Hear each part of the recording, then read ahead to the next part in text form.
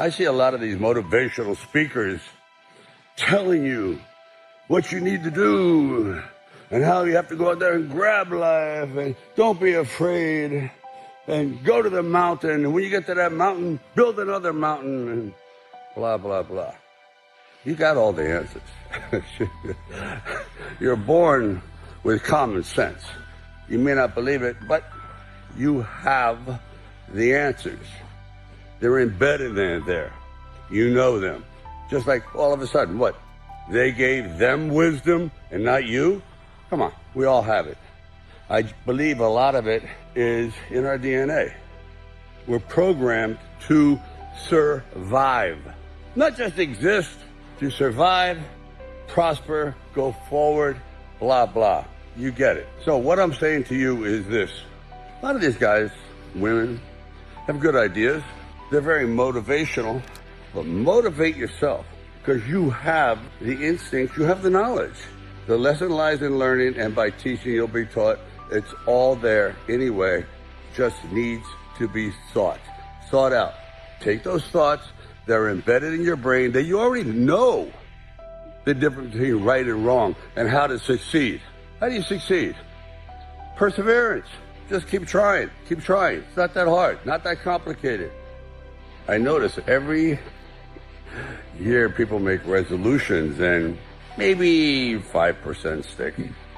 Because somehow along the way we sort of lose track of that ambition, that thought, and we say, I don't know if I can handle this, and I guess the word is we quit. I have, certainly on many times. But sometimes the word quitting gets a bad rap. By that I mean, if you're on the wrong path, you're on the wrong trail, you're going after something and it's just not working, period. It's just not flowing naturally. And you've been at it for a while, you go, I quit. Good. I did. And it opened up 1,000 new doors for me. So sometimes quitting is necessary to find your proper place in the world. By that I mean, in the early 70s, I went to New York with great ambition. Didn't know a person, like 8-9 million people, and me, not one person. And I went there to be an actor. And let me just tell you, that was a bomb out. Man, did I crater. It was not pretty. So rather than completely go back and maybe drive a forklift somewhere, I said, okay, I really do love the film business. I love stories. I love telling stories. I'm not that good at it. At least I had never proven myself. And I started to write. And I was going to movie theaters with a really cheapy tape recorder. I record the dialogue. I think the first film I did was Easy Rider. And then I would try to write different dialogue. Kind of a contest. Not that I succeeded, but it's the effort that counts. But slowly but surely, I thought, wow, each screenplay is getting better. The first 5, you wouldn't line your bird cage with it. Nope. You wouldn't train your puppy on it. Nope. But around the 5th and 6th one, I went, not bad. And if I had never done that, I wouldn't be talking to you today. Because I had to go out and write my way into my future. No one was giving it to me. I wasn't one of those lucky guys that, you're at the right place at the right time. You're just exactly what we're looking for. When just the opposite was true. They say, you're not what we're looking for. You slur, you're this, you're that, you're kind of a type, you're thuggish, whatever term they used. And some of it was pretty damn brutal. Today I look back on it with humor, but at the time it hurts because words hurt. Words are verbal bullets, and they can shred you. But I just turned a deaf ear to it because I had no other recourse. I was going to be something in this business.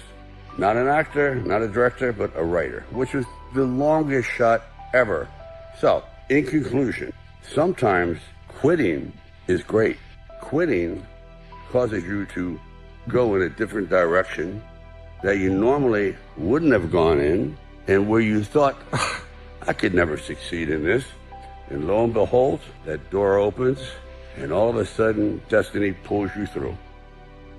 It happened to me. The fact that it happened to me is definite proof that it can happen to everybody, if you're true to yourself.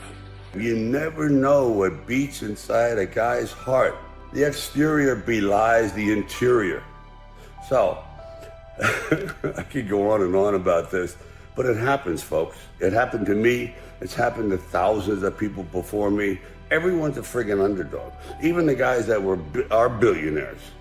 They started out as underdogs. No one gave it to them. Someone in the family, perhaps, had to earn it and pass it on. But that first one, the guy that went into the unknown, unprepared, but prepared mentally, but perhaps unprepared for what was going to come at him from so many different directions. And when I say that come at him, I mean those obstacles that wanted to defeat him, including his own fear, and they were overcome. So, as Rocky would say, it ain't over till it's over.